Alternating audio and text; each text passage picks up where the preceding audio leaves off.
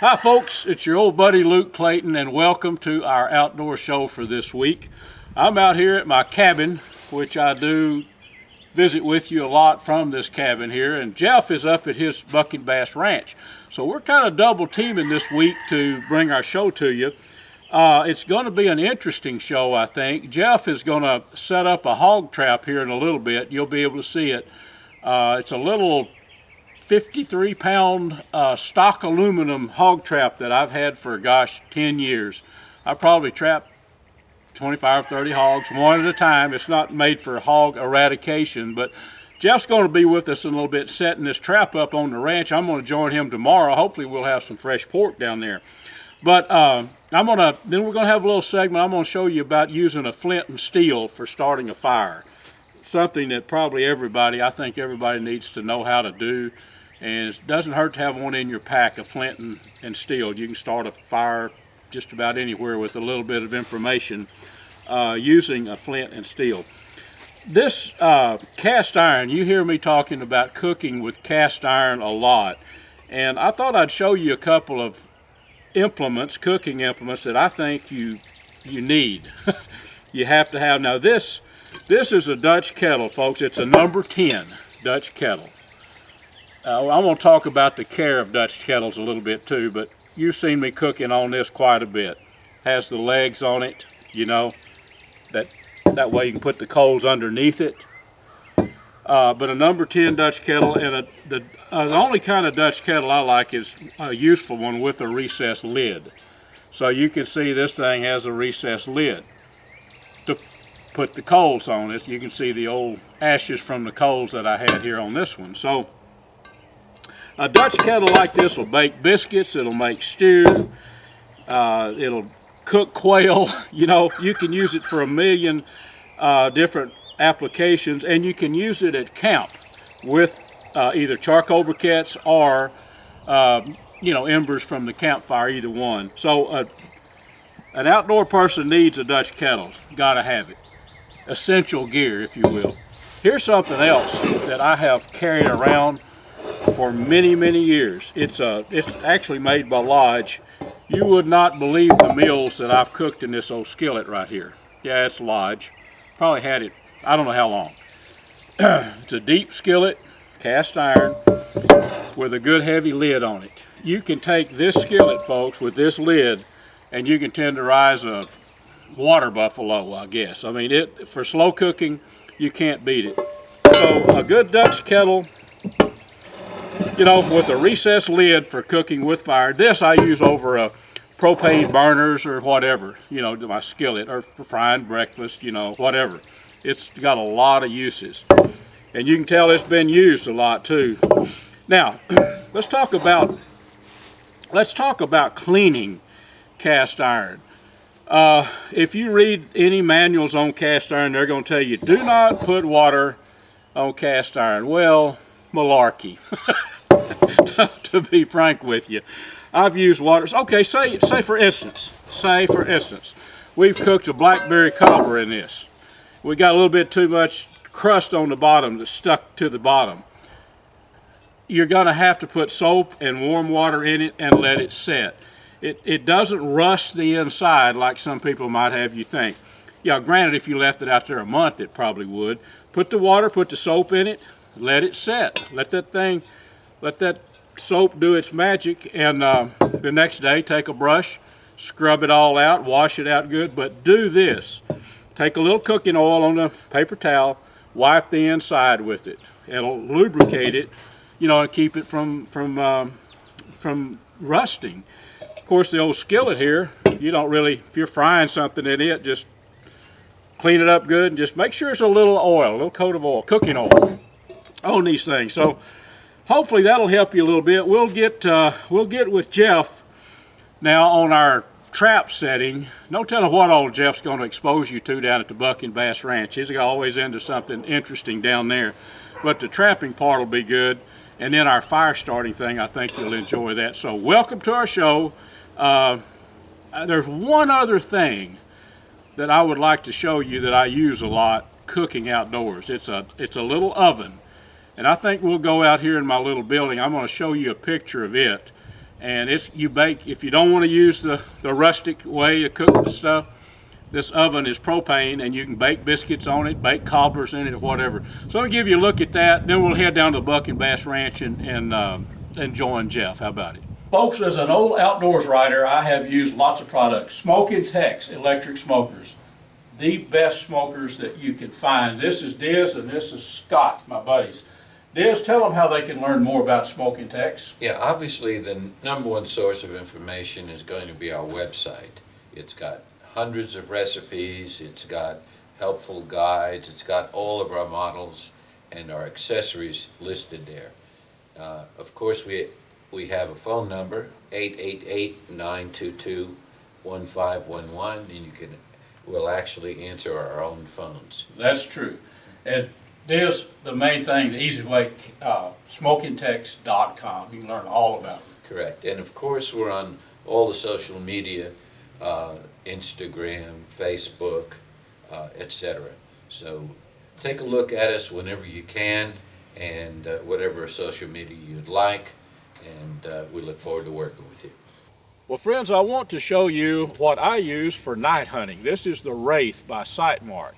It's a digital, it's not thermal, but you can use it for daytime hunting. It has a color mode, it's color during the day, and at nighttime for shooting hogs and predators out to, I've killed them out to 125 yards, but I sight in for that distance. You could shoot them a lot farther.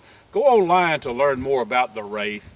You can go to sightmark.com and check them out. Absolutely awesome hunting tool for day or night. Folks, we are in my little cooking shack right here. You might see a few, not giant deer and fish, but here's a big old mule deer I shot back years ago on the How Lonesome Ranch. Nice one there, a hybrid striper. Big old wide whitetail in there. We'll get shooting him years back with my bow. But this is my little outdoor headquarters. Freezer down here to keep all the game meat in. Here is that oven, outdoor oven I was telling you about. It's a Camp Chef. I've used it for several years, but you can actually bake inside here. I bake cobblers, I bake, you name it. Anything you can bake in the house, you can bake right here. Of course, you've got your, on top here, you've got your burners, couple of burners. And you just basically fuel this thing up with a small propane bottle and it'll cook for a long time. But it's handy to have, you know, everything you won't be cooking on a campfire, but this little Camp Chef oven is very, very handy and it'll get the job done. Hi folks, how's everybody doing today? You know, last week our buddy Jeff did a great piece on starting a campfire out in the woods, what you need. And it impressed me so much that I want to carry it a little step farther and show you even some more information on starting a fire in the woods. Now, the best way to start a fire in the woods, I'll show you right here, is a fire starter like this and some lighter fluid. But chances are real good you're not going to have that if you're really out in the wilderness. Now, in Texas, you know, many of us, most of us, we're not going to find ourselves in a wilderness situation, but you can get, you know, there's a situation might arise where you need to start a fire to warm up. Say you're out duck hunting, you get cold and it's 10 degrees out there. Another good method is a flint and steel. I'm going to show you how this works, but I carry this in a pack. This is just a flint and steel to strike it with. I'll give you a good close-up here in a minute. I carry it in this little pack here, and In the pack is a bunch of oilcloths, we'll call them, saturated with oil, just little pieces of fabric. But you can take this flint and steel, and you can take this, and you can start a fire. This thing will burn for 5 or 6 minutes, but I carry it a little farther in my pack. I always keep some. This right here is dryer lint off of a clothes dryer. You've got it at your house. Stuff is an awesome tinder for starting a fire. And Jeff went over very well on what to look for, you know, dry leaves. Actually, it's wet out here today. We're going to start a fire. It's real wet. It's been raining. But you can look up at some of these dead trees and get some little twigs. If it's real wet, that's a good thing to do too. And especially if you can find junipers or cedar trees, they have the pitch in them just like a pine. So I'm going to show you how this flint and steel works. I think it might be interesting to you. Will you need it very often? Probably not. But when you need it, you're going to really need it. So let's start a fire on some. We'll get out here in a fire pit where it's real wet, lay a log down, and then just start a fire on it. And then obviously you can use the tinder that you can get from your leaves and limbs and a little lint from your dryer and start your fire. So let's check it out. Okay, my friends, here is a really wet piece of wood that you're looking at with a little bit of that oilcloth on it right there. And of course we're not going to start this big chunk of wood burning, but we're going to start a little fire there and then put a little of the lint from the dryer on it. That'll create a good dry spot and a good blaze. And then we can pile on the tinder, you know, the small dry branches or little bitty pieces of limb or whatever. Jeff went over that real well last week. So let me get down here and let's use this. Here's the flint and steel. The flint is actually right here. So we're going to really get going and create some spark here, and this will start our fire. Watch this. Look at that. Now that'll burn. That's that oilcloth right there. That'll burn for a good 5 minutes. But what I'm thinking, where I always like to carry the lint with me, I like to use that to get the fire going even a little bit faster. It's real helpful. I don't know why lint burns so well, but here it is right here. That's just lint from a dryer, clothes dryer. Kind of open that up. Lay that up. Now you've got your wood or your tinder already laid by. Jeff went over that last week. Take your lint. This will burn for another 5 minutes. Put that on there when you get your tinder on it. And bingo, that's all soaking wet there, folks. But that fire will burn for, at least 10 minutes with that oilcloth below it. And we just used a flint and steel. So hopefully this will help you. Go get you a flint and steel. They're pretty widely available. You can find them in a lot of places, but you won't need them every time you go out field, but when you need them, you're going to need them bad. Hope it helped a little bit, folks. Well, good morning, friends. Welcome back to the show. Today I'm going to take you with me and we're going to go set up a hog trap. We're going to talk a little bit about hogs and hog trapping. This is one of Luke's traps that he brought out here and left here at the Buck and Bass Ranch, and we're going to put this bad boy to use. When it comes to trapping hogs, there's the spectrum. You've got the guy out there that just wants to get rid of a hog. He might use a snare, just a simple snare, a leg snare, and they put, catch the hogs and eradicate them that way. Other end of the spectrum, you've got, large traps where you've got sounders of hogs coming in, and some guy sitting there with his cell phone can trigger and drop the mechanism, catching large numbers of hogs all at one time. This particular trap is kind of just a let's get one hog, one eater hog, one hog to take home with us. So first of all, you want to find a right place to put this thing. This weighs probably just a little over 50 pounds. It's made of aluminum, so it's fairly light. So we're going to have to rig this thing so it can't be moved. I don't know if you can notice down on that end, but there's a little bend in the metal, on the aluminum on this trap. Luke actually had a hog in here that was able to upright it and move it probably 30 or 40 yards and get out of the trap. So we're going to rig this thing so the hogs can't get out of it. So our first thing we need to do is really find an appropriate place to put this trap. So I've been out this morning doing a little scouting, and I found a nice little spot back deep in the woods. It doesn't have to necessarily be covered up by anything, but just kind of away from other things going on, just kind of out there by itself. So I found a perfect spot. What I'm going to need to do now is get the Kubota tractor out, and we'll load this thing up, and let's haul it out there, and then we'll get this thing set up. We'll kind of talk a little bit more about how to set these things up and how to rig them and so on and so forth. So stay tuned. We're going to have some fun and exciting times here setting up this hog trap out here at the Buck and Bass Ranch. So thank you for joining us for our Sportsman's Life. We'll be back after this commercial. Well, folks, it is Luke Clayton, and I want to show you something right here that I am very, very proud of. My Gearhead Bow. I've taken a couple of hogs with it, and I'm deer hunting. I'm down at the Buck and Bass Ranch at a buddy of mine's, and I'm going to be deer hunting. Let me show you something here. Now, this is the coolest thing in the world, and the first time I have ever shot a bow with a shoot-through riser. I'm going to look right at you here. There's a riser here. There's a riser here. Look at the arrow on this Gearhead bow, right in the middle. And if you think that doesn't make a difference, you know, for many, many years, me and I guess every other bow hunter been shooting one side of the riser or the other. This thing shoots straight through. Folks, check them out online. This is the bow that I hunt with, and I've got a lot. I love it. Lots of confidence in it. Gearheadarchery.com.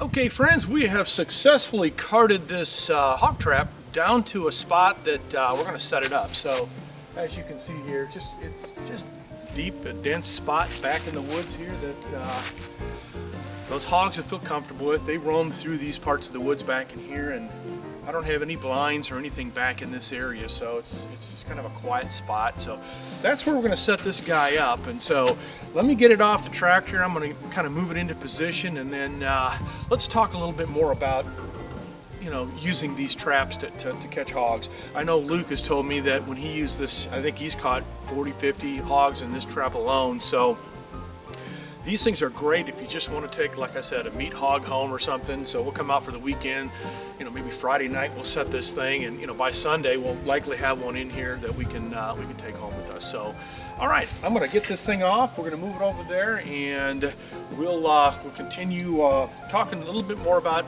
hog trapping.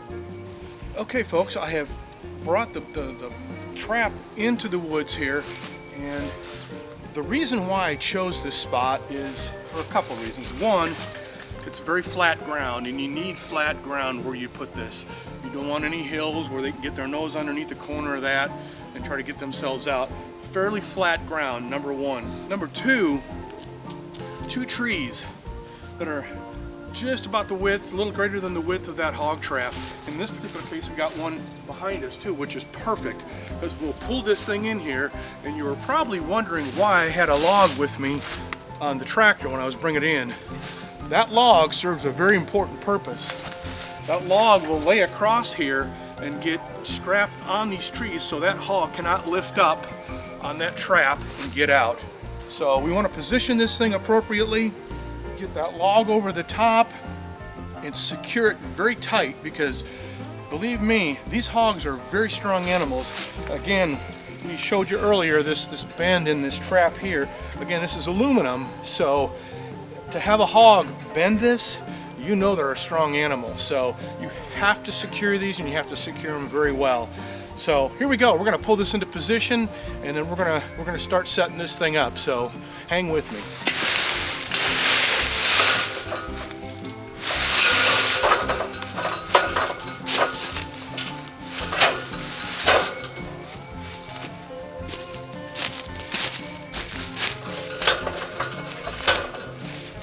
Okay, now as you can see, I pulled it into position, and we have our two trees the one in the back, so they can't push it backwards. You won't be able to lift up on it, so they will be trapped.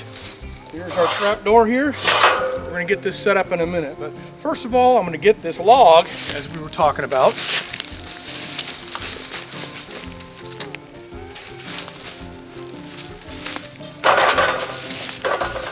That is what we're going to use to secure this thing. So I cut this tree down. It's a fresh log. It will not break. It's heavy duty.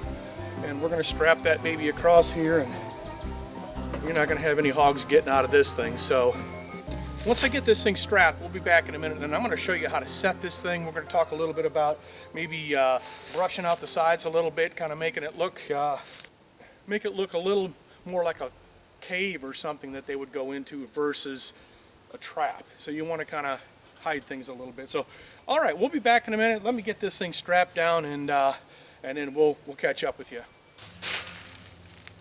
Okay, as you can see here, folks, I've got this across here. So we're gonna strap this down on both sides very securely.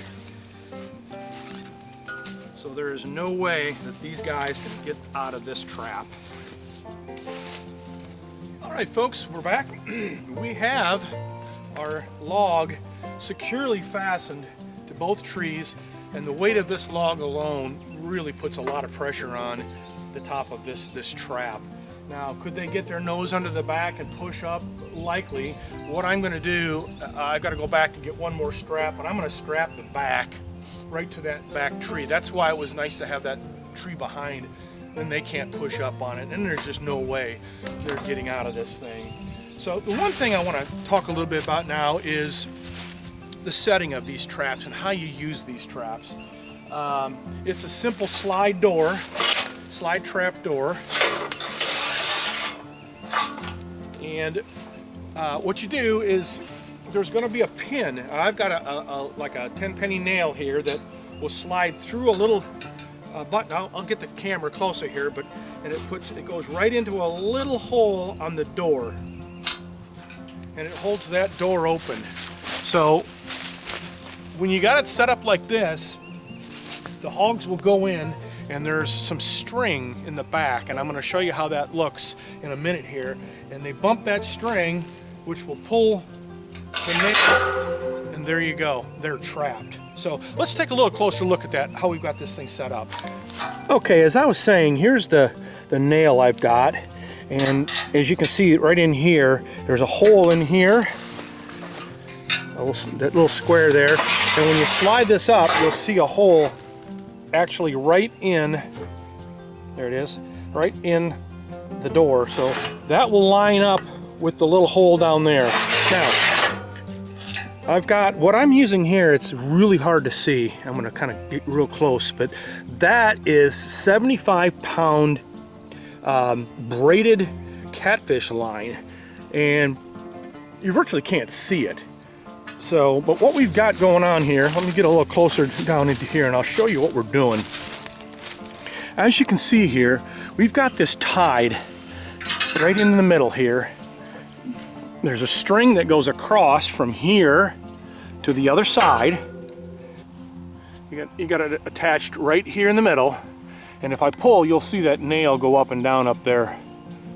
Okay, so that nail, when they hit this string right here, that's going to pull that nail out that you see up front, trapping the hogs. Okay, so that's really about all there is to it. The one thing you don't want to do is put this too low, this string too low, because what'll happen is you'll get raccoons that will come in here, and if that string is really low, they'll bump it, and you'll be catching raccoons instead of hogs. So keep that in mind when you're doing something like this. You want to get that string up, and you'd be surprised, that hog will bump this. It doesn't take much for them to bump it once you've got it set, and all's good there. So let's talk a little bit now about, kind of maybe covering this thing up, or brushing it out a little bit and making it look a little more inviting to a hog. So folks, what I'm doing here is I'm literally just laying, stumps, and if you get any like cedar branches or anything like that,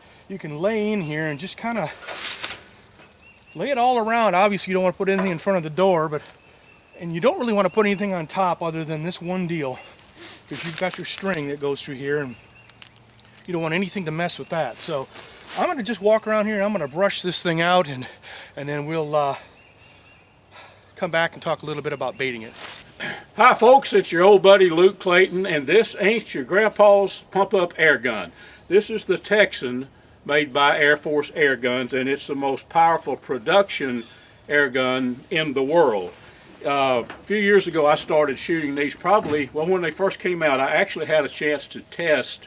They didn't really need any testing, but to shoot one of the 10 prototypes when it first came out. Now this is the improved model. This tank pressures up to 3,625 psi.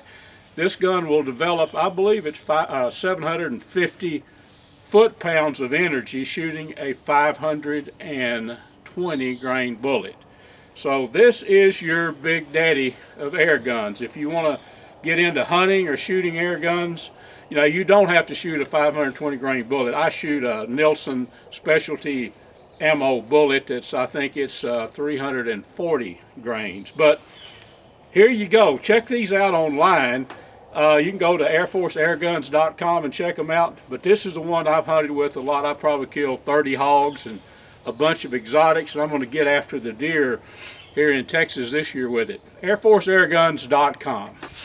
All right, folks, that wraps it up here for getting this hog trap set up. We've got the logs all put around everything, and it kind of breaks up the trap, makes it look a little bit more like maybe like a little cove or something. But a couple things here. First of all, let's talk a little bit about baiting. When you put bait in here, you want to remember one thing. You don't want to just bait in the trap. You want to bait around the trap. And so when the hogs come in, they'll feed around and they'll work their way into the trap and getting trapped. So yeah, just make sure, and I use shell corn when I do this, just make sure you're putting an adequate amount of bait. Sometimes I'll put more bait out here than I will in the trap itself. My second tip, if you will, and this goes without saying, you owe it to the animal to dispatch of him as quickly as possible. If you catch one in here, you don't want to let him sit for days, hours, weeks. God forbid you would do that. Take care of the animal right away. If you're setting a trap like this, you need to be checking this trap at least once daily, maybe more. You just want to, and check it from a distance. You don't have to come all the way in here to look. You can see from a quarter mile away with binoculars. You can tell if there's one in here. And if there is, you take care of it. If not, come back, and check it very periodically. The last thing you want to do is to leave an animal in a trap like this for hours and hours and days. It's unethical. So please don't do that. These are made for catching a quick meal, if you will, and easy way to do it. It's fun. Come out here, you'll be excited. You'll have your first hog in your trap, and I usually carry a little 22 long rifle pistol, and I take care of the animal that way. We pull them out, take them back to camp, and we process the meat. But just these single traps like this, just a heck of a lot of fun, and really, really simple to use. And it's one thing where if you're out and you've got projects going, like here at the ranch, sometimes I've got mowing and I've got other things going on, and I don't have time to hunt, and that's sad, but it's true. But you can set this, and I'll come back and periodically check it. You know what? A lot of times we'll have pork ready to go, just using traps like this. I've got another one set on the other side of the property that we've been using for years. A little bit different than this, but it's a single trap, same style. It's just not aluminum. This one's very light and easy to move around. The other one I have is extremely heavy, and the other one I have actually has a bottom in it, so the hogs just can't get out. You don't even have to secure it because they can't. They can lift it, but they can't get underneath it because it's a wire bottom. So anyway, there you have it. Fun times out here setting up traps, and a great way to catch animals. So I want to thank you for spending time with me out here in the woods today and getting this trap set up. So we're not going to set this thing because we're getting ready to head back and head home. So thank you again for joining us, and get yourself a trap like this. Give it a try. A lot of fun. All right, and we'll see you next time here on A Sportsman's Life. Well, folks, I sure hope you enjoyed our show this week. From starting a fire with a flint and steel to Dutch kettle cooking, or some tips on Dutch kettle, to trapping hogs. Make sure and remember, now you can go to catfishradio.org. That's the website for our radio show that I've been doing with Larry Weissoon and a host of other folks for years, for some outdoor talk, and it's always archived there at catfishradio.org. Make sure and go there, and make sure and have a good, safe week in the outdoors, folks, and tune in next week. I promise you we'll have something different. There's no telling what Jeff and I are going to be doing. We might be skinning that hog that he's about to trap, but make sure and tune in next week. We're going to have some more fun, I promise you.